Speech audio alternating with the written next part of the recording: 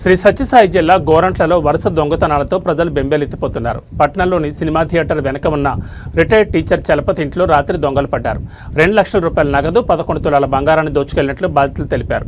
బాధితులు పోలీస్ స్టేషన్లో ఫిర్యాదు చేయగా పోలీసులు కేసు నమోదు చేసుకుని దర్యాప్తును ముమ్మరం చేశారు. పట్టణంలో వరుస దొంగతనాలు జరుగుతున్నా పోలీసులు మాత్రం చూసి చూడనట్లుగా వ్యవహరిస్తున్నట్లు ప్రజలు చెబుతున్నారు. దాదాపు గోరంట్ల మండలంలో ఇప్పటికే 5-6 చోట్ల దొంగతనాలు జరిగినా పోలీసులు మాత్రం దొంగలను పట్టుకునే ప్రయత్నం చేయలేదన్నారు.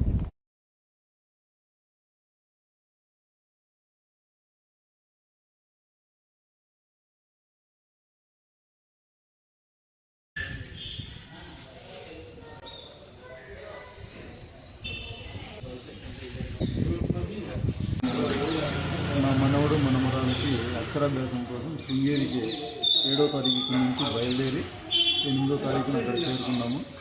చేరుకొని 9వ తారీఖు అక్షరాభ్యాసం కార్యక్రమం ముగించుకొని శృంగేరి నుండి చిక్కమగళూరు చేరుకొని అక్కడ విశ్రాంతి తీసుకుందాం అనుకుని పడుకున్నాం. ఆ రోజు నైట్ 9వ తారీఖు ఉదయం 6:30 గంటలకి మా బంధువు చంద్రశేఖర్ ఫోన్ చేసి మీ డోర్ ఓపెన్ అయింది, బయట లాక్ ఉందన్నాడు.